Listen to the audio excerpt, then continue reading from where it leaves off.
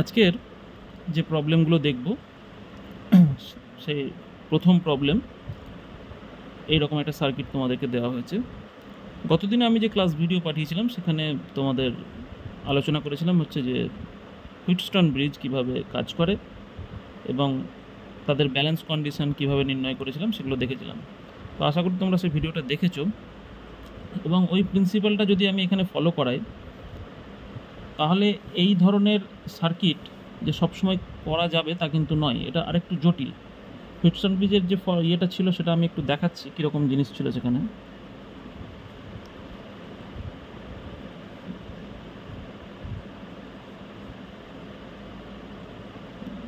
এইরকম একটা সার্কিট ছিল, সেখানে পি ছিল, কিউ ছিল, আর ছিল, এস ছিল এবং এই দিকে এ বি আমার দুটো যেটা ব্যাটারির যে প্রান্ত দুটো সেটাকে এখানে যুক্ত করা ছিল। মাঝখানে একটা গ্যালভানোমিটার ছিল। তো আমি এখানে গ্যালভানোমিটারের পরিবর্তে একটা রেজিস্ট্যান্স আঁকছি, একই রোধের আমি রেজিস্ট্যান্স আঁকছি। সবগুলো রোধ আমি সেম ধরে নিচ্ছি, তাহলে দেখো অনুপাতটাও একই থাকবে। ওখানে যে আমাদের যে পি বাই কিউ যে কন্ডিশন ছিল সেই কন্ডিশন এখানেও তাহলে মেনটেন হচ্ছে। আজকে আমার আলোচনাটা ওই যে হুইটস্টোন ব্রিজের যে প্রিন্সিপাল, সেই প্রিন্সিপালটা আমি যেভাবে দেখিয়েছিলাম যে কিভাবে এটা প্রমাণ হয়, তো প্রমাণ করে দেখিয়েছিলাম। তো সেই মেথড ধরেই আমি আর একটা নতুন জিনিস তোমাদেরকে শেখাবো এবং সেই মেথডে আমি কিন্তু এই প্রবলেমগুলো করব। তো দেখো, আমরা আগের দিন যেটা দেখেছিলাম কি না, এরকম যদি ব্যালেন্স কন্ডিশানে থাকে তাহলে এইখানে আমরা যে গ্যালভানোমিটারটাকে যুক্ত করেছিলাম সেই গ্যালভানোমিটারের মধ্যে দিয়ে কোনো কারেন্ট কিন্তু যাচ্ছিল না। এখন কেন যাচ্ছিল না কারেন্ট? না, আমরা করেছিলাম কি না, আমরা দেখেছিলাম যে এই পয়েন্টে আমি যদি নাম দিই এটাকে সি এবং ডি নাম দিই, তাহলে এই সি এবং ডি পয়েন্টের যে বিভব, সেই বিভবটাকে আমরা সমান দেখিয়েছিলাম। এই দুটো পয়েন্টের বিভব যদি সমান হয়ে যায় তাহলে এখান দিয়ে কোনো কারেন্ট যাবে না, অর্থাৎ এই জিনিসটা থাকবেই না সেক্ষেত্রে। ঠিক আছে? অর্থাৎ সেক্ষেত্রে এই পুরো সার্কিটটা কিন্তু এটা বাদ দিয়ে হয়ে যাবে। এটা বাদ চলে গেলে কি হবে, সার্কিটটা দেখো খুব সহজ হয়ে যাচ্ছে। এই দুটো সিরিজে চলে আসছে এবং এই দুটোও সিরিজে চলে আসছে। তাহলে এটা সিরিজে থাকলে আর এবং আর প্লাস আর টু আর হয়ে যাবে, এটাও আর প্লাস আর টু আর হয়ে যাবে। কিন্তু এই টু আর কিন্তু পরস্পরের প্যারালালে চলে যাবে এবং তারপরে তাদেরকে যদি প্যারালাল কম্বিনেশন দুটো টু আরকে করলে আমরা জানি যে আর হয়ে যায়। তোমাদেরকে বহুবার বলেছি যে দুটো সেম রেজিস্ট্যান্সকে যদি আমি প্যারালালে যুক্ত করি তাহলে তাদের তুল্য রোধটা হবে তাদের অর্ধেক ভ্যালু। যদি দুটো 10 ওহমকে যুক্ত করি তাহলে 5 ওহম হয়ে যাবে প্যারালালে যুক্ত করলে। তো সেইভাবে এটা খুব সহজেই বের করে দেওয়া যেতে পারে। এখন এখানে আমরা যদি দেখি যে এখান থেকে কারেন্ট ঢুকছে এ প্রান্ত থেকে, এটা হায়ার পোটেনশিয়ালে আছে, আমি বিটাকে লোয়ার পোটেনশিয়াল ধরে নিচ্ছি, তাহলে এখান দিয়ে কারেন্টটা বেরিয়ে আসবে, এই আই কারেন্ট। আমি ধরে নিলাম এদিকে I1 কারেন্ট চলে যাচ্ছে, এই দিকে চলে যাচ্ছে I2 কারেন্ট। ঠিক আছে? এবারে এই I1 কারেন্ট এই দিকে আসার কথা, এদিকে যাওয়ার কথা কিছুটা পোর্শন, এর ক্ষেত্রেও ঠিক তাই ভাঙবে, কিন্তু যেহেতু ব্যালেন্স কন্ডিশন আছে তোমরা বুঝতেই পারছো যে এখানে ভাঙবে না। আচ্ছা, এবারে তোমরা এখানে আমি যেভাবে জিনিসটাকে দেখাবো সেটা হচ্ছে যে ধরো এই I1 কারেন্টটা আর রেজিস্ট্যান্সের মধ্যে দিয়ে যাচ্ছে। ঠিক আছে? তো আর রেজিস্ট্যান্সের মধ্যে দিয়ে যখন যাচ্ছে তোমরা জানো যে এখানে একটা কিন্তু পোটেনশিয়াল ড্রপ তৈরি হবে। যখনই একটা কারেন্ট রেজিস্ট্যান্সের মধ্যে দিয়ে যায় একটা পোটেনশিয়াল ড্রপ তৈরি হবে। সাপোজ আমি ধরে নিচ্ছি, ধরো এই এ পয়েন্টে হয়তো ভোল্টেজটা হয়তো 10 ভোল্ট ধরে নিচ্ছি আমি। ঠিক আছে? দেখা যাচ্ছে নিশ্চয়ই 10 ভোল্ট। তো 10 ভোল্ট আমি ধরে নিয়েছি এ পয়েন্টের ভোল্টেজ। এবারে এটা যখনই এই কারেন্টটা এই আর রেজিস্ট্যান্সের মধ্যে দিয়ে গেল তখনই একটা ভোল্টেজ ড্রপ হলো। ড্রপটা কত হলো? ধরে নিলাম সাপোজ এখানে আমার 7 ভোল্ট হয়ে গেল। ঠিক আছে? তো এই পয়েন্টে মানে যেহেতু এটা একই পয়েন্ট, তো এটাকে এরপর 7 ভোল্ট হয়ে গেল। সিমিলারলি দেখো এখানেও যেহেতু সেম রেজিস্ট্যান্স রয়েছে তাহলে 10 ভোল্ট থেকে কারেন্ট যাত্রা শুরু করেছে। এখানেও একই রোধ আছে, তাই কারেন্টটাও একই কারেন্ট যাবে। আমি I2 ধরেছি কিন্তু সেম কারেন্টটা সেমই হবে। ঠিক আছে? তো একই কারেন্ট যেহেতু যাচ্ছে আমি I1ই ধরছি, সাপোজ I1 যদি ধরে নিই, তাহলে দেখো একই পরিমাণ ভোল্টেজ ড্রপ এখানেও ঘটবে, 7 ভোল্ট ভোল্টেজ ড্রপ ঘটবে। ঠিক আছে? তাহলে এই দুটো পয়েন্টের, এই সি আর ডি পয়েন্টের দুটোরই ভোল্টেজ কিন্তু এখন হয়ে গেছে 7 ভোল্ট, অর্থাৎ তারা একই বিভবে চলে এসেছে। তার মানে এখান থেকে কোনো কারেন্ট যাবে না। আবার এই পুরো তারটা কিন্তু বাদ চলে যাবে পুরোপুরি, অর্থাৎ সার্কিটটা অনেক বেশি ইজি হয়ে যাবে। তো এটা আমরা হুইটস্টোন ব্রিজে দেখেছি। এবারে এখানে যেটা আমরা করব সেটা হচ্ছে যে এখানে আরেকটা জিনিস আমরা শিখবো, সেটা হচ্ছে যে মিরর ইমেজ। একটা সার্কিটের একটা মিরার ইমেজ আমি কল্পনা করব এখানে। কীরকম মিরার ইমেজ? না, মিরার ইমেজ তোমাদেরকে আমি শিখিয়েছিলাম, কিছু প্রবলেম আমি দেখিয়েছিলাম ক্লাসে, যে দুটো প্রান্তে আমি ভোল্টেজটা মাপছি বা ভোল্টেজটা অ্যাপ্লাই করছি এখানে, ঠিক তার পারপেন্ডিকুলার অর্থাৎ লম্বভাবে যে তলটা অ্যাক্সিসটা রয়েছে, সেই অ্যাক্সিস বরাবর আমি একটা আয়না ভাববো, অর্থাৎ আয়না রাখা আছে। আয়নার এ প্রান্তেও এদিকটাও যা, এদিকে ঠিক তার ইমেজটা তৈরি হচ্ছে, ঠিক আছে? তো এরকম যদি হয় ঘটনা, তাহলে কি হবে দেখো ভালো করে, যে এদিকে আর আছে, এদিকে আর আছে, খুব ভালো কথা, এদিকেও আর রেজিস্ট্যান্স আছে, এদিকেও আর রেজিস্ট্যান্স আছে, কোনো অসুবিধা নেই। এখন যে কারেন্ট এইদিকে যাচ্ছে I1 কারেন্ট, তাহলে খুব স্বাভাবিকভাবে যেহেতু এটা বন্ধ হয়ে গেছে, তাহলে এইখান থেকেও I1 কারেন্টই বেরিয়ে আসবে, কারণ এদিকে কোনো কারেন্ট ঢুকছে না। সিমিলারলি এদিকে আমি I2 ধরেছিলাম, আচ্ছা যদি I2 ধরি, তাহলে এদিকেও আমার I2 পরিমাণ কারেন্ট এদিক দিয়ে বেরোবে, ঠিক আছে? I2 পরিমাণ কারেন্ট বেরোবে। তাহলে এবারে যদি আমি এই মিরারটাকে এখানে রাখি, তাহলে দেখতে পাচ্ছি যে এই I1 এদিকেও I1, এদিকে I2 এদিকেও I2, অর্থাৎ রেজিস্ট্যান্সের যেমন একটা প্রতিবিম্ব দেখতে পাচ্ছি ওদিকে, ঠিক তেমনি কারেন্টটাও কিন্তু ম্যাচ করাতে হবে, তা না হলে কিন্তু কখনো এই সিমেট্রিটা কিন্তু আসবে না। মিরার ইমেজ আমি তখনই বলতে পারবো এটাকে যদি রেজিস্ট্যান্সগুলো যদি একই থাকে। দেখো হুইস্টন ব্রিজের ক্ষেত্রে আমরা যেটা দেখেছি, হুইস্টন ব্রিজের ক্ষেত্রে আমরা কিন্তু মিরার ইমেজ বলতে পারি না, কারণ কি না, রেজিস্ট্যান্সগুলো কিন্তু আলাদা থাকে, ওদের রেশিওটা এক থাকে, P/Q = R/S থাকে, তাই এইটা আর এইটা রেশিও, এইটা রেশিও সমান হয়, কিন্তু রেজিস্ট্যান্স কিন্তু সমান হয় না। কিন্তু এখানে রেজিস্ট্যান্স যেহেতু সমান, সেহেতু আমি এটাকে একটা মিরার ইমেজ হিসেবে ধরতে পারি, যে এদিকটাও যেরকম ওদিকটাও সেরকম, এবং কারেন্টগুলো ফ্লোটাও সেক্ষেত্রে একই হবে, ঠিক আছে?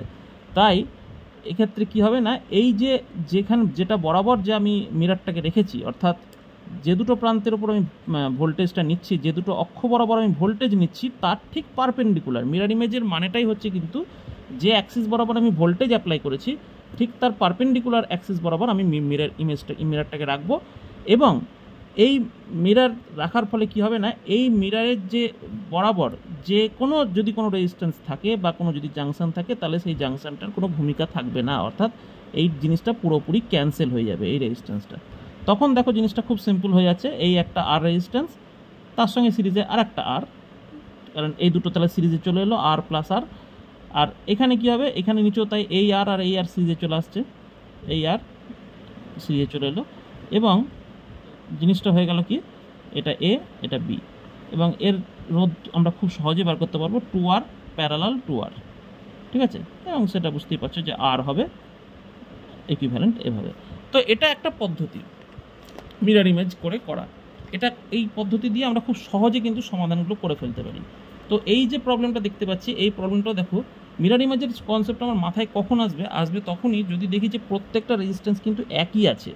মানে এই যে না, সবসময় যে একই থাকবে আমি বলছি না, হতে পারে হয়তো এটা 2R আছে, এটাও হয়তো 2R আছে, সেরকম হলে কিন্তু মিরার ইমেজের মতোই হয়ে যাচ্ছে, বা এটা 2R আছে, এটাও 2R আছে, বাকিগুলো হয়তো আর আছে, সেক্ষেত্রে এটা মিরার ইমেজের মতোই হচ্ছে, অর্থাৎ সিমেট্রি থাকবে একটা। এই যে অ্যাক্সিস বরাবর আমি ভোল্টেজ অ্যাপ্লাই করেছি, এখানে AB অ্যাক্সিস বরাবর আমি ভোল্টেজ অ্যাপ্লাই করেছি, ঠিক আছে? আমি ভোল্টেজটা দিয়েই দিলাম, এখানে ভোল্টেজ অ্যাপ্লাই করেছি, এটা বুঝতেই পারছো, এটা পজিটিভ টার্মিনাল, এটা নেগেটিভ টার্মিনাল, অর্থাৎ কারেন্ট এদিক থেকে ফ্লো হবে ওই দিকে। তো সেক্ষেত্রে দেখো তার পারপেন্ডিকুলার, বারবারে বলছি নিয়মটা হচ্ছে যে অ্যাক্সিস ভোল্টেজ রয়েছে যে অ্যাক্সিস বরাবর, তার পারপেন্ডিকুলার দিকে আমি মিরার কল্পনা করব, এবং এই মিরারের লেফট সাইড রাইট সাইড যেন আইডেন্টিক্যাল হয়, সেম হতে হবে। এই সিমেট্রিটা এখানে আমাকে রাখতে হবে, তবেই আমি এটাকে মিরার ইমেজ বলতে পারবো। এবং মিরার ইমেজের কী বৈশিষ্ট্য আমি বলেছি, যখনই যদি আমি মিরার ইমেজ পেয়ে যাই, তার মানেই হচ্ছে যে দেখো এইখান থেকে যে কারেন্টটা ঢুকছে আমি ধরছি সাপোজ তাহলে এখানেও আমার কারেন্ট ঢুকবে I1, আমি ধরলাম, এদিক দিয়ে একটা কারেন্ট গেল I2, এদিকে একটা কারেন্ট গেল I3, ঠিক আছে? তিন দিকে তিনটে কারেন্ট গেল, এই রাস্তায় একটা, এই রাস্তায় একটা, এই রাস্তায় একটা। এবারে যদি মিরার ইমেজ হয়, এটা যদি এই বাহুটার মিরার ইমেজ যদি এই বাহুটা হয়, তাহলে এখান দিয়ে যদি I1 কারেন্ট যায়, তাহলে অবশ্যই এখান দিয়েও I1 কারেন্টই যেতে হবে, কিন্তু তা নাহলে তো মিরার ইমেজ হচ্ছে না। দুটো যদি আলাদা আলাদা কারেন্ট যায় তাহলে হবে না। ঠিক সিমিলারলি এইটা দিয়ে যখন I3 কারেন্ট ঢুকছে, তখন এইটা দিয়েও I3 কারেন্ট যেতে হবে, ঠিক আছে? আর এইটা দিয়ে I1 কারেন্ট যাচ্ছে এবং এদিকেও I1 কারেন্ট আসছে, তার মানে এই দিকে কিন্তু কোনো কারেন্ট আসছে না, ঠিক আছে? তার মানে এই দিকে কোনো কারেন্ট গেল না, কারণ I1 থেকে একটা পোর্শন যদি এদিকে চলে যেত, তাহলে কিন্তু এখানে আমি I1 কখনোই পেতাম না, পাচ্ছি কারণ না এদিকে কোনো কারেন্ট আসছে না, তার মানে এই রাস্তাটা পুরো ব্লক। আমি যেটা বলছিলাম তোমাকে, যে এই রাস্তাটা আমি তাহলে ব্লক করে দেবো। সিমিলারলি তুমি ভালো করে দেখো, এইখান থেকে I2 ঢুকছে, সেই I2 কিন্তু এইখানে I2 হিসাবে যাবে, তবেই কিন্তু মিরর ইমেজ বলতে পারবো এই দিকটার সঙ্গে এই দিকটাকে। তাহলে এই যে পুরো রেজিস্ট্যান্সটা আছে, এই পুরো রেজিস্ট্যান্সটা আমার বাদ চলে গেল।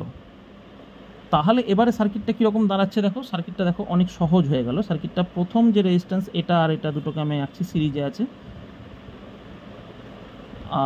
আর ঠিক আছে, দুটো সিরিজে আচ্ছা বেশ। 2 নম্বর হচ্ছে কি, এই দুটো দেখো তাহলে সিরিজে আছে, আর দুটো সিরিজে। কালোতে আঁকি,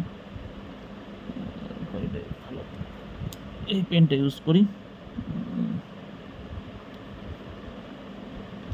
থার্ড হচ্ছে এই বাহু তারাও রয়েছে। তাহলে এইখানে এ, এখানে বি কি হচ্ছে তাহলে প্যারালালে যাচ্ছে কারা কারা, এটা হচ্ছে দুটোকে যদি যুক্ত করি তাহলে 2R সিরিজে আছে, তাহলে 2R, আচ্ছা এটা, আচ্ছা এটাও 2R, এটাও 2R, এবং এই 3টে 2R কিন্তু পরস্পরের প্যারালালে রয়েছে। তাহলে এবার এদেরকে যদি প্যারালালে করি তাহলে কি হবে, 1/2R + 1/2R + 1/2R, তাহলে 2R/3 হয়ে যাবে হচ্ছে আর ইকুইভ্যালেন্ট 2R/3। তো এই হচ্ছে সেক্ষেত্রে আমার ইকুইভ্যালেন্ট রেজিস্ট্যান্স। দেখো এভাবে কিন্তু খুব সহজে আমি এগুলো বের করতে পারবো। যদি তুমি এমনি করতে যাও এটাকে, কে কোনটা সিরিজে আছে কোনটা প্যারালাল আছে, তাহলে কিন্তু করাটা বেশ অসুবিধা। আচ্ছা, তো এটা আমার হচ্ছে যে মিরর সিমেট্রি যে প্রসেস, আমি সেই প্রসেসটা ইউজ করে এটাকে করলাম, ঠিক আছে। তো এটাকে মিরর ইমেজ করে করলাম, ঠিক আছে, মিরর ইমেজ দিয়ে করলাম। এবার নেক্সট যেটা আমি করব সেটা হচ্ছে folder symmetry. Folder symmetry use করে করব। তো ফোল্ডার সিমেট্রি কী জিনিস না, এই যে যে ছবিটা আমি দেখতে পাচ্ছি এখানে, এই ছবিটা যদি আমি আরেকবার আঁকি এখান থেকে, ছবিটা আমি কাটাকুটি হয়ে গেছে, আচ্ছা তো আরেকবার ঝট করে এঁকে নিচ্ছি, সময় লাগবে না। এই এরকম আছে,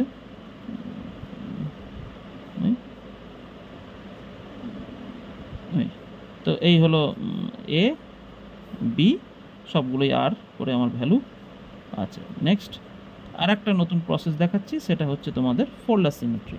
তো ফোল্ডার সিমেট্রি করে কি করে আমি করব জিনিসটাকে, তো দেখা যাক। ফোল্ডার সিমেট্রি যেটা নিয়ম সেটা হচ্ছে যে আমাকে দেখতে হবে এইটা তখনই অ্যাপ্লিকেবল হবে যদি এরকম হয় যে এক্ষেত্রে আমরা আগেরবার কি ধরেছিলাম, মিরর ইমেজের ক্ষেত্রে কি ধরেছিলাম না, যে দুটো অ্যাক্সিস, যে অ্যাক্সিস বরাবর আমি ভোল্টেজ অ্যাপ্লাই করেছি, এই এখানে হরাইজন্টাল অ্যাক্সিস, যেটা যে হরাইজন্টাল অ্যাক্সিস বরাবর ভোল্টেজ অ্যাপ্লাই করেছি, তাহলে তার পারপেন্ডিকুলার অ্যাক্সিসটাকে মিরর ধরতে হবে এবং তার দুপাশে মিরর, ডান দিক বাঁ দিকে আমাকে মিরর ইমেজ দেখতে হবে যে হচ্ছে কিনা। যদি মিরর ইমেজ হয় তাহলে আমি ওই পদ্ধতি অ্যাপ্লাই করতে পারবো। কিন্তু এখানে ফোল্ডারের ক্ষেত্রে নিয়মটা হচ্ছে যে তোমাকে যে অ্যাক্সিস বরাবর ভোল্টেজ অ্যাপ্লাই হয়েছে সে অ্যাক্সিস বরাবরই এইরকমভাবে আমাকে অ্যাক্সিসটা ধরতে হবে এবং এই পাতার মতো, বইয়ের পাতার মতো এইভাবে উল্টে দিতে হবে এটাকে। যদি উল্টে দিলে পুরোপুরি সিমেট্রিক্যালি এটা যেন যদি এর ঘাড়ে আইডেন্টিক্যালি যদি পড়ে যায়, তবেই কিন্তু আমি বলতে পারবো যে এটাকে ফোল্ডার সিমেট্রির নিয়মে আমি অ্যাপ্লাই করতে পারবো।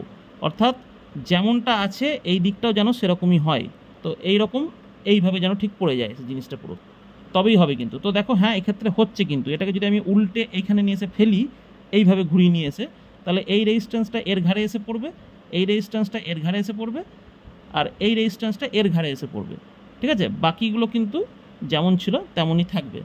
আচ্ছা, এবারে অলরেডি আমি একটা জিনিস এখান থেকে কিন্তু পেয়ে গেছি। কি পেয়ে গেছি সেটা না, এই কারেন্টটা আমি দেখতে পাচ্ছি যে যেহেতু ভোল্টেজ মিরর একটা ইমেজে রয়েছে, বা হুইস্টন ব্রিজে যদি তুমি এটা অ্যাপ্লাই করো, বা আমাদের একটু আগে যেটা আমি দেখলাম যে এই যে রেজিস্ট্যান্সটা কিন্তু এখানে কোনো কার্যকারিতা নেই, তো সেটা আমি অলরেডি দেখে নিয়েছি আগের এটাতেই। তো এবারে যদি তুমি এটাকে উল্টে এর ঘাড়ে চাপাও, তাহলে যে জিনিসটা দাঁড়াবে, দেখো আমি বলে দিচ্ছি কীরকম জিনিসটা দাঁড়াবে।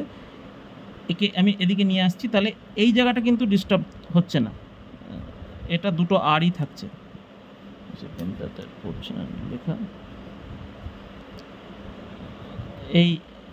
এই আর দুটোকে আঁকছি আমি, এইটা আর এইটা, এই দুটো আর যেরকম আছে সেরকমই থাকলো। আচ্ছা, এইটাকে যদি এখানে টেনে নিয়ে আসি, তাহলে এই আর এই আর দেখো প্যারালালে চলে আসছে, তাহলে এইভাবে একটা আর আসছে আর একটা আর এইভাবে, অর্থাৎ দুটো একটা আর একটার উপরে। তো প্যারালালে এইভাবে যদি দুটো আর থাকে তাহলে তাদের ইকুইভ্যালেন্ট রেজিস্ট্যান্স কী হবে? R/2। এটা আমরা জানি সবাই। তাহলে এই যে ত্রিভুজের এই যে বাহুটা সেটা R/2 হয়ে গেল। সিমিলারলি এই বাহুটা যখন এর ঘাড়ে এসে পড়বে তখন সেও কিন্তু দুটো আর এর প্যারালালে এটাও R/2 হয়ে গেল। এবার এখানে আমার এ আছে, এখানে আমার বি আছে, ঠিক আছে? তো এবার আমি এটাকে ক্যালকুলেট করি, কি হবে? আর প্লাস আর, এটা তাহলে 2R, আর এটা R/2 হলে আর হয়ে যাবে, তাহলে 2R প্যারালাল আর। এই হচ্ছে আমার ইকুইভ্যালেন্ট রেজিস্ট্যান্স। তো এই ইকুইভ্যালেন্ট রেজিস্ট্যান্স বার করতে দিলে কি হচ্ছে দেখি চলো। 2R into R by 3R, 2R plus R, তাই না?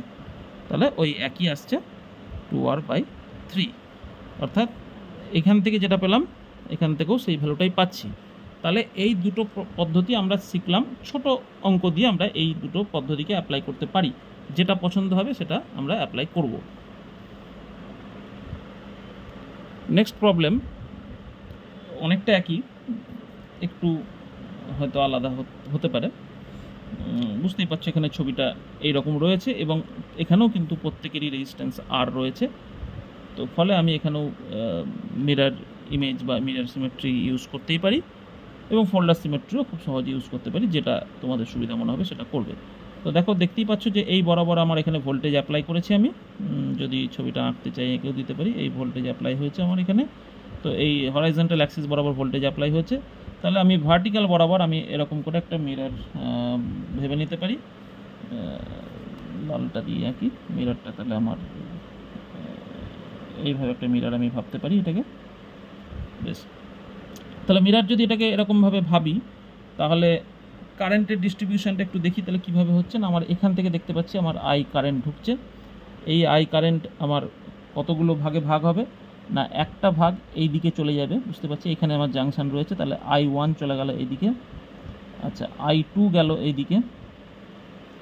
আচ্ছা, I3 যাচ্ছে এইদিকে। আচ্ছা, I4 যাচ্ছে এদিকে। যদি আঁকি সবগুলোকে যদি আঁকি তাহলে এরকম ভাগে ভাগ হচ্ছে। তাহলে মিরর সিমেট্রি পেতে গেলে আমাকে যেটা দেখতে হবে এখানে, যে এখান থেকে তো কোনো অসুবিধা নাই, কারণ এখানে কোনো জাংশন নেই, যেহেতু I1 যাচ্ছে তাহলে এখান দিয়েও I1 যাবে, এটা খুব পরিষ্কার, অর্থাৎ মিরর সিমেট্রি বজায় থাকছে। এইটা দিয়ে I2 আসছে, তাহলে অবশ্যই এই দিকেও কিন্তু আমাকে I2 কারেন্ট যেতে হবে যদি সিমেট্রি আমি থাকি। মিরর মানে কিন্তু এইদিকে I2 দেখতে পাচ্ছ, অর্থাৎ এদিকেও I2 দেখতে পাবো। তো এখন এই I2 এইখান থেকে এসে এই দিকেও I2 গেল, তার মানে হচ্ছে যে এই জাংশানে কিন্তু আমার I2 এই দিকেও যায়নি বা অন্য কোনো দিকে যায়নি, অর্থাৎ বোঝা যাচ্ছে যে এই জাংশনটার কোনো ভ্যালু নেই। তাহলে এখান থেকেও I3 যদি এখান দিয়ে যায় এবং মিরর সিমেট্রি যদি মেনে চলতে হয় তাহলে এইখান দিয়েও কিন্তু I3 যাবে এই রেজিস্ট্যান্সের মধ্যে দিয়ে, অর্থাৎ সেক্ষেত্রেও দেখো তুমি যে I3ও কিন্তু ওই দিকে যাচ্ছে না, তার মানে বোঝা যাচ্ছে যে এই জাংশনটা কিন্তু আমার কাছে কোনো মূল্য নেই, অর্থাৎ এই জাংশনটার এখানে থাকছে না। তাহলে এই জাংশনটা আমি এখান থেকে খুলে দিতে পারি, এই জাংশনটা এখানে যুক্ত নয়, তার মানে আমাকে ধরে নিতে হচ্ছে এখানে, যেহেতু মিরর সিমেট্রি প্রবলেম। এবার যখনই এটা হয়ে গেল দেখো আমার অঙ্কটা কিন্তু অনেক সহজ হয়ে গেল। অঙ্কটা কীরকম হয়ে গেল এবার দেখো ভালো করে। প্রথমে আমি দুটো আর রেজিস্ট্যান্স এঁকে দিলাম, এই দুটো রেজিস্ট্যান্সকে আঁকছি আমি এখানে, আর আর থাকলো। আচ্ছা, এরা এই দুটো আর এখানে আছে আমার, এই একটা, এই একটা আর, আবার আর। আচ্ছা, এইখান থেকে নিচের দুটো আরকে আমি আঁকছি, এই দুটো আরকে আর এঁকে দিয়েছি। আচ্ছা, আর একটা এই আরটা, এই আরটা,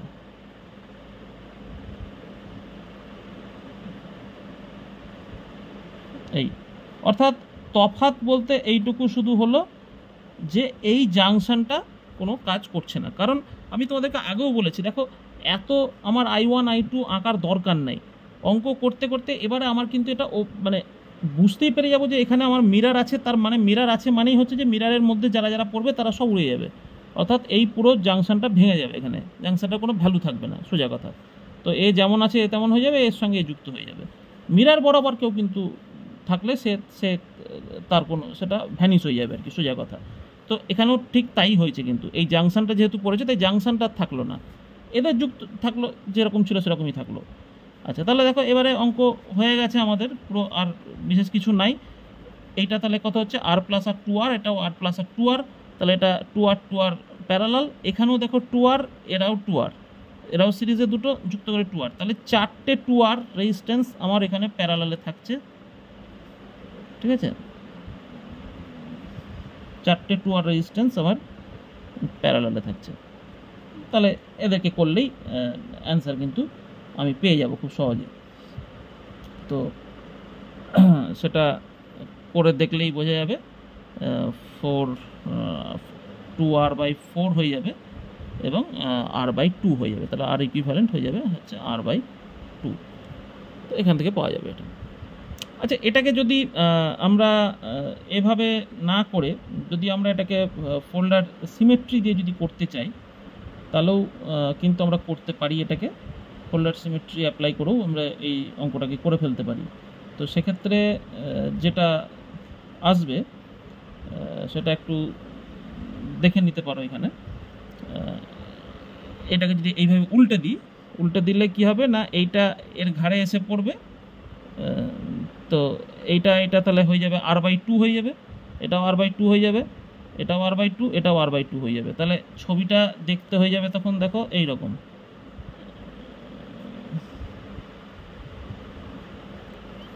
এই ডায়াগোনালগুলো এটা মিলে আর বাই টু হয়ে যাচ্ছে, এটা আর এটা মিলে আর বাই টু হয়ে যাচ্ছে, ঠিক আছে। আর এটা যখন এর ঘাড়ে এসে পড়ছে তখন এই দুটো মিলে আর বাই টু তৈরি করে দিচ্ছে, এটা আর বাই টু, আর এটা এর ঘাড়ে এসে পড়লো, ফলে এটাও আর বাই টু হয়ে গেল। এই তো ব্যাপার সেই একই দাঁড়ালো, এটা আর বাই টু সিরিজে আছে, এটা কম্বিনেশন, তো সিরিজ কম্বিনেশানে এটা হয়ে যাবে তাহলে আর এই দুটোও আর বাই টু যুক্ত হয়ে যাবে আর, তাহলে আর যদি প্যারালালে যুক্ত করি তাহলে আর বাই টু হচ্ছে আমার অ্যান্সার। তো এইভাবে আমি বার করে ফেলতে পারি। তো পরের যে প্রবলেমগুলো আমি দেবো এবার, সেগুলো কিছু কাজ আমি বাড়িতে দেবো, সেগুলো তোমরা একটু করার চেষ্টা করবে। আচ্ছা, তার আগে আমি একটা কথা বলে রাখি যে গত দিনের একটা অঙ্ক আছে, যে অঙ্কটাকেও কিন্তু আমরা এখানে যেটা আমি তোমাদেরকে স্টার ডেল্টা ফর্মুলা দিয়ে করে দেখিয়েছিলাম, সেই অঙ্কটাকেও কিন্তু আমরা এখানে এই মিরর সিমেট্রি দিয়ে করার চেষ্টা করি। তো অঙ্কটা ছিল এরকম, দেখো ভালো করে ভেবে দেখো, এরকম ত্রিভুজ ছিল,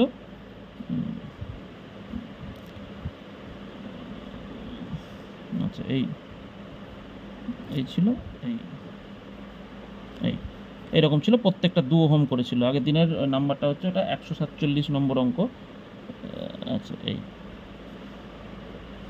আমি স্টার ডেল্টা ইউজ করেছিলাম, সেটা করার একটা কারণ আছে অবশ্যই, কারণ ওই মেথডটা ফলো করা এই ধরনের অঙ্ক ওই মেথড ফলো করেই করতে হবে। এক্সেপ্ট কখন আমরা এই মিরর সিমেট্রি দিয়ে করতে পারি, যদি আমাদেরকে সব রেজিস্ট্যান্সগুলো এরকম সুন্দরভাবে দেয়, যদি মিরর সিমেট্রি হয়।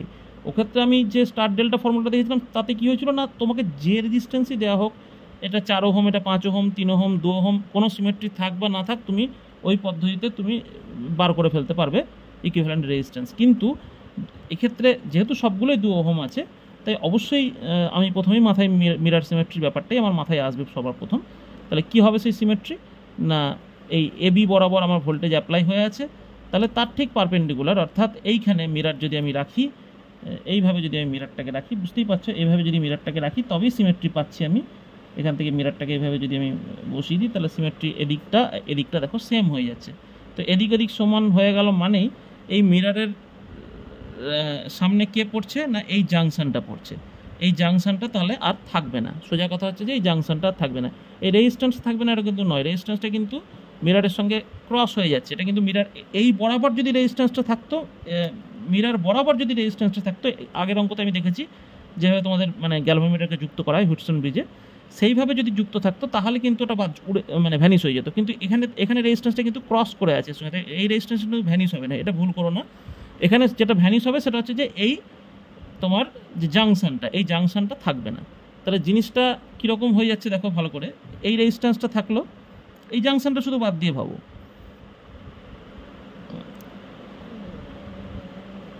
এই 2 ওহম রেজিস্ট্যান্স থাকলো। আচ্ছা, এই 2 ওহম রেজিস্ট্যান্স থাকলো এইটা। আচ্ছা, এখান থেকে 2 ওহম। আচ্ছা, এখান থেকে এই আর যেটা হচ্ছে সেটা হচ্ছে যে এই এই ব্যাস 2 ওহম।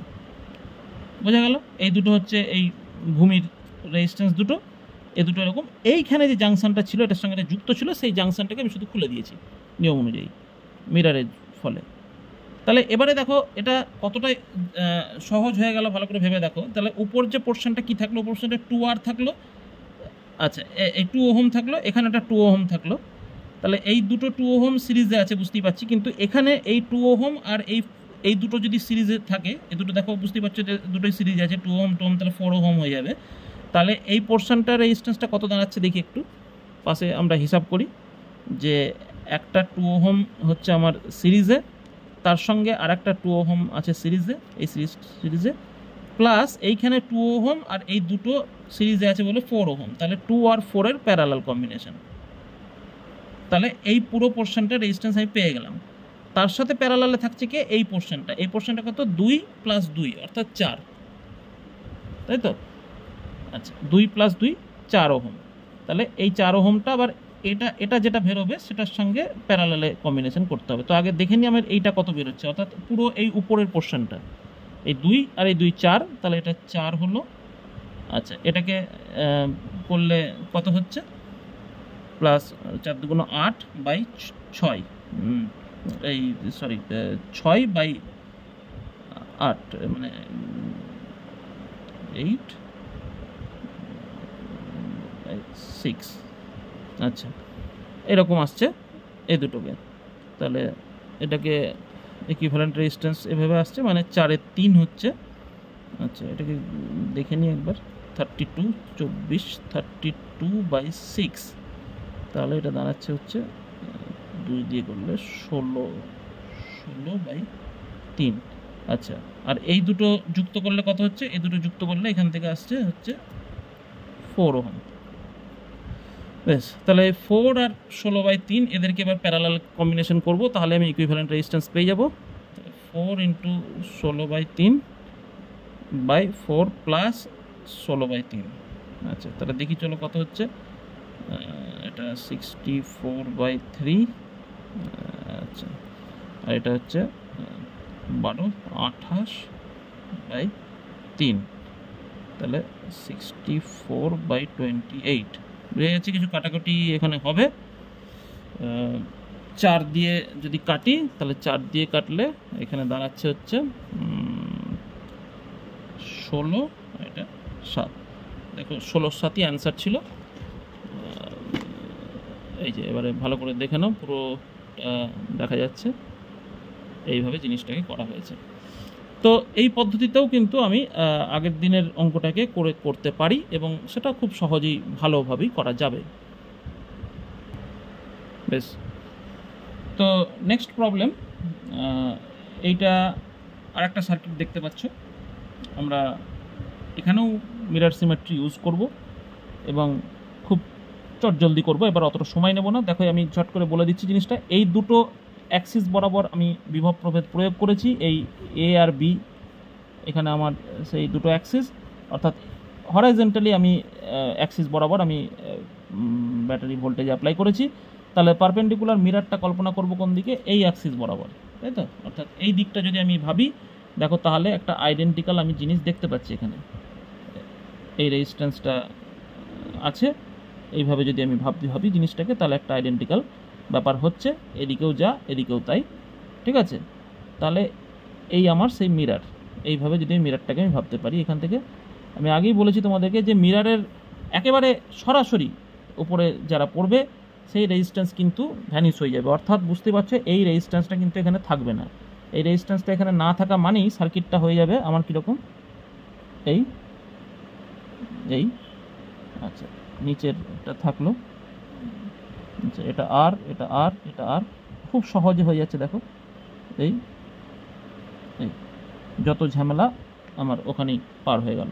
অর্থাৎ এবারে এটা এ, এটা বি, যদি তুমি দাও দেখো এই রেজিস্ট্যান্সটা কত আসছে, সিম্পল করে দিলে এটা আর প্লাস আর 2R, তাহলে একটা 2R রেজিস্ট্যান্স আমি এইভাবে আঁকছি। আচ্ছা, নিচে আর প্লাস আর 2R, তাহলে আর একটা প্যারালালে 2R গেল, ঠিক আছে। আচ্ছা, তার সাথে প্যারালালে থাকছে কিন্তু আর, তাহলে তিনটে রেজিস্ট্যান্স প্যারালালে যাচ্ছে, এটা আর, তাহলে আর ইকুইভ্যালেন্ট কী হবে, 1/r ইকুইভ্যালেন্ট যেটা দাঁড়াবে সেটা হচ্ছে 1/2R plus 1/2R plus 1/r। তো 2R তাহলে 1 প্লাস 1 প্লাস 2, তাহলে 4/2R, অর্থাৎ আর ইকুইভ্যালেন্ট দাঁড়াচ্ছে আমার r/2। তো এইভাবে এটাকে খুব সহজে সমাধান করা যায়। আমি যদি ছবিটা একবার দেখাই এরকমভাবে ভালো হবে, তো বোঝাই যাচ্ছে। আচ্ছা, নেক্সট প্রবলেম আমি বাড়িতে কাজ দেব। তো এই হলো নেক্সট প্রবলেম। আচ্ছা, এখানে আরেকটু জটিল করে দিচ্ছি আমি জিনিসটাকে, এটাকে আরেকটু জটিল করে দিলাম যাতে তোমাদের হয়। প্রত্যেকটা রেজিস্ট্যান্স আর করেই ধরে নাও, ছবিটা এঁকে নেবে। আমরা এখানে অ্যাপ্লাই করছি দুটো ভোল্টেজ, এ আর বি দুটো অ্যাপ্লাই করে দিচ্ছি। আচ্ছা, প্রত্যেকটা রেজিস্ট্যান্স আর করেই আছে।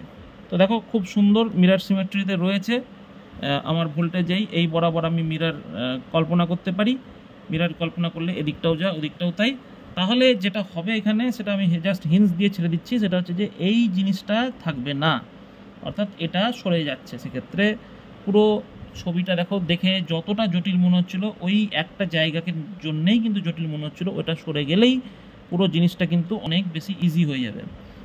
আচ্ছা সরি, এইখানে একটু ভুল হলো, এই ছবিটা এরকম নয়, সরি এটা এইখানে আসবে, সরি হ্যাঁ এইখানে আসবে, সরি এইখানে নয়, এটা ভুল হচ্ছে, তাহলে সিমেট্রি থাকবে না। এইটা হ্যাঁ, এটা ষড়ভুজ, এটা ভেবে নিতে পারো ষড়ভুজ, এটা ভুল হলো। হ্যাঁ, এই ষড়ভুজ, এই কোণা থেকে এই কোণা, এই কোণা থেকে এই কোণা, এই কোণা, প্রত্যেকটা কর্ণতে যাচ্ছে এটা। তো এরকম ষড়ভুজ আকার ছবিটা আছে এবং রেজিস্ট্যান্সগুলো রয়েছে। তাহলে দেখো এবারে যখনই এটা থাকবে না তখন কি হবে জিনিসটা, না জিনিসটা এরকম দাঁড়িয়ে যাবে যে এই যে উপরের পোর্শনটা, অর্থাৎ যদি দেখি তাহলে এই রেজিস্ট্যান্সটা সিরিজে আছে, এই আরটা সিরিজে আছে, এই আরটাও সিরিজে আছে, কিন্তু এই আরটার সঙ্গে এই দুটো আর আবার প্যারালাল, তাহলে এই দুই আর আবার সিরিজে, তাহলে আর প্লাস আর 2R এই আরটার সঙ্গে, তাহলে উপর পোর্শনটা কি দাঁড়াচ্ছে দেখি চলো, আর এই আরটা প্লাস এই আরটা দুটো সিরিজে আছে, প্লাস এই আরটার সঙ্গে কিন্তু প্যারালালে আছে, এই দুটো যদি যুক্ত হয় তাহলে সিরিজে যুক্ত হলে 2R, তাহলে এই দুটো প্যারালালে চলে আসছে। সিমিলারলি এরপরে পরের ধাপটা কি আছে, এটা কি, এটা খুব সিম্পল, এটা যদি এটা না থাকে জাংশনটা, তাহলে আর প্লাস আর অর্থাৎ 2R হয়ে যাচ্ছে, ঠিক আছে। তাহলে এটা 2R হয়ে যাচ্ছে পরের ইয়েটা। আচ্ছা, এটাকে আমি R1 ধরছি, পরেরটাকে আমি এই পোর্শনটাকে R2 ধরছি, সেটা কী হবে, খুব সিম্পলি আর প্লাস আর অর্থাৎ 2R। আচ্ছা, আবার এই নিচের পোর্শনটা যদি দেখি, নিচের পোর্শনটাকে যদি ধরি, এটাও কিন্তু ঠিক সেম হয়ে যাচ্ছে। দেখো এটা যদি খুলে যায় তাহলে এই আর দুটো মিলে 2R এটার সঙ্গে প্যারালালে যাচ্ছে, তাহলে আবার জিনিসটা দাঁড়াচ্ছে কি, ওই এই আরটা প্লাস এই আরটা দুটো সিরিজে, প্লাস এই 2R আর এই আর হচ্ছে প্যারালালে, তাহলে 2R আর আর প্যারালাল। তাহলে সার্কিটটা ছোট করে আঁকলে যেটা দাঁড়াবে সেটা হচ্ছে এই আরটাকে আঁকি, এই আরটাকে আঁকি, এই আচ্ছা এই এবার এই আরটাকে আঁকলাম, তাহলে এটা আর এই আরটা আঁকলাম। আচ্ছা, এই দুটো যেহেতু যুক্ত হয়ে গেছে, তাহলে এই দুটো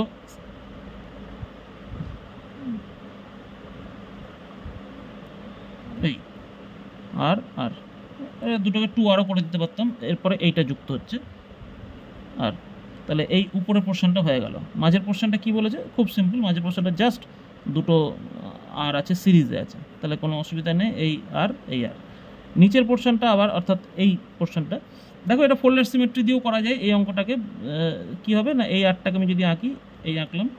আচ্ছা, এবারে এই দুটো আর পরপর আছে, এই আর একটা, এই তার সঙ্গে প্যারালালে আছে কি এ, মিলে গেল। আচ্ছা, তার সঙ্গে এই আরটা আছে, ব্যাস এই যুক্ত হয়ে গেল। এবারে এই খুবই সহজ অঙ্ক, কিছুই না, দেখে জটিল লাগে এগুলো কিন্তু এইভাবে খুব সিম্পলি করা যায়। আচ্ছা, আর একটা অঙ্ক আমি জাস্ট দেখাবো, বাকি কিন্তু আমি বাড়িতে কিছু কাজ দেবো তোমাদের করার জন্য। আজকের এটাই লাস্ট প্রবলেম, আমি এটা দেখিয়ে দিচ্ছি। দেখো, এটাকেও দেখে এরকমই জটিল বলেই মনে হবে প্রথমত, কিন্তু জিনিসটা ভাবলে পরে অতটা জটিল কিন্তু থাকবে না। তো এই অঙ্কটার ক্ষেত্রে আমি বলবো যে এটাকে আমরা একটু স্টার ডেল্টা এর মধ্যে ইউজ করব এবং দিয়ে দেখব জিনিসটা কি দাঁড়াচ্ছে। প্রথমত এখানে যেটা দেখো 6 ওহম করে রয়েছে, বাইরের দিকে বড় বাহুগুলো 6 ওহম করে, মাঝে 1 ওহম করে রয়েছে এই তিনটে, আর এই মাঝে যে ছোটো ত্রিভুজটা রয়েছে তার প্রত্যেকটা বাহু 3 ওহম করে রয়েছে।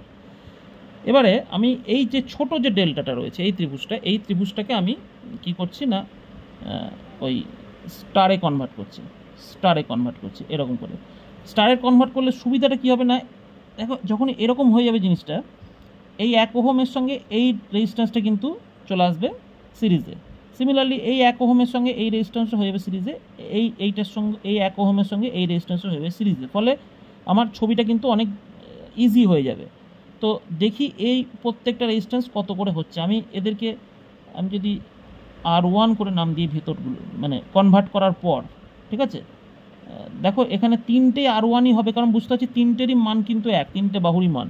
এবং এই ডেল্টা থেকে স্টারে কনভার্ট করলে কি হয় আমরা আগের দিন কিন্তু দেখেছি কি ফর্মুলাটা। তাহলে R1-এর যে ফর্মুলা সেটা কি বলেছিলাম, যদি এই R1টাকে বার করি, নেবার দুটোর গুণফল, তাহলে 3 × 3 বাই 3টেরই যোগফল, তাই তো? তাহলে 3 + 3 + 3, তাহলে 9/9, দেখো ভালো করে দেখো, 9/9 অর্থাৎ 1। তাহলে এইগুলো কিন্তু 1 করে হয়ে গেল। অর্থাৎ এবারে ছবিটা যেরকম দাঁড়াচ্ছে, ছবিটা যদি আমি দেখি, এই 6 ওহম, এই 6 ওহম, তিনটে যেমন আছে তেমনই থাকলো, এদের কোনো ডিস্টার্ব আমি করছি না। ভেতরের জিনিসটা যেটা দাঁড়িয়ে গেল সেটা হচ্ছে যে 1 ওহম প্লাস আর একটা 1 ওহম, এদিকেও তাই 1 ওহম প্লাস আর একটা 1 ওহম, এদিকেও তাই 1 ওহম প্লাস আর একটা 1 ওহম। তাহলে কি হলো, এটা 1 ওহম, এটা ডেল্টা কনভার্ট করার জন্য, স্টারে কনভার্ট করার জন্য 1 ওহম, এটা স্টারে কনভার্ট করার জন্য এটা ছিলই 1 ওহম করে, আর এটাও ঠিক তাই, এটা 1 ওহম। তাহলে এবারে এখন জিনিসটা হয়ে গেল হচ্ছে যে 6 ওহম করে যেমন ছিল, আর ছোটো করে এঁকে দিই ছবিটা। এবার এটা হয়ে গেল, তাহলে 1 + 1 2, এটা এদিকে 2, এদিকেও 2, তাহলে এটা 2 ওহম। তাহলে এগুলো 6 ওহম করে, বাইরেগুলো এটা 2 ওহম করে। তাহলে এই জায়গায় কিন্তু জিনিসটা আমার এসে গেল। আচ্ছা, এবারে যে জিনিসটা করব সেটা হচ্ছে যে এই যে ভেতরের যে স্টার প্যাটার্নটা যেটা পেলাম 2 ওহম করে, যদি আমি সেটাকে আলাদা করে আঁকি, জাস্ট এরকম একটা 2 ওহম পেয়েছি, এরকম একটা 2 ওহম পেয়েছি, এরকম একটা 2 ওহম পেয়েছি, 2 ওহম পেয়েছি, এটা স্টার প্যাটার্ন পেয়েছি 3টে 2 ওহমের। এইটাকে এবার আমি ডেল্টাতে কনভার্ট করি, ঠিক আছে, স্টার থেকে ডেল্টাতে করছি।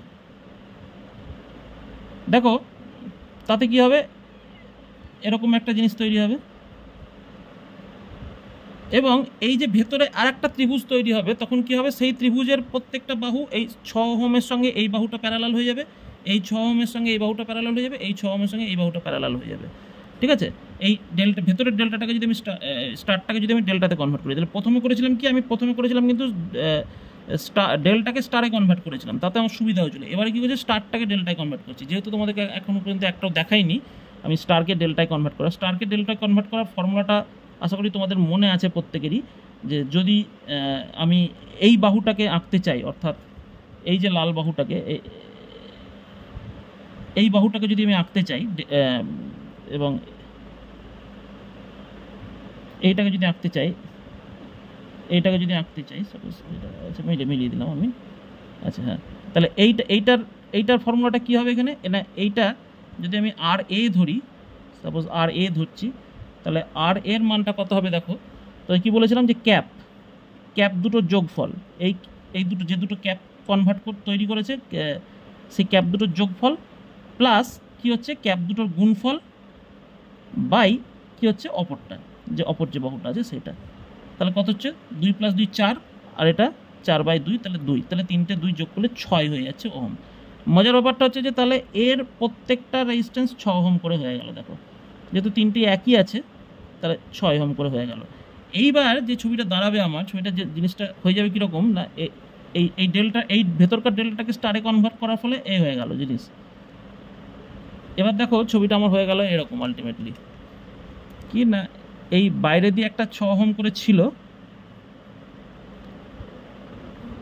6 ওহম করে ছিল, এটা প্রথম থেকেই ছিল। আর পরেরটা কি হলো, এই এই আর একটা, এই আর একটা করে 6 ওহম ঢুকে গেল এখানে, ঠিক আছে।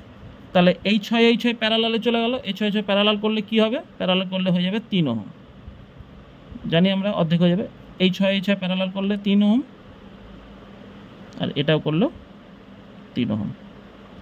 তাহলে এবারে খুব সহজ, দেখো এ বি, তাহলে কি হবে, এটা দুটো সিরিজে আছে, তাহলে 3 3 6 প্যারালাল 3, তাহলে কত হবে 3 6 18/9, 2 ওহম। বেশ, আমি কয়েকটা অঙ্ক বাড়িতে দিয়ে দিচ্ছি তোমাদেরকে সার্কিট, সেটাগুলো তোমরা বাড়িতে প্র্যাকটিস করো।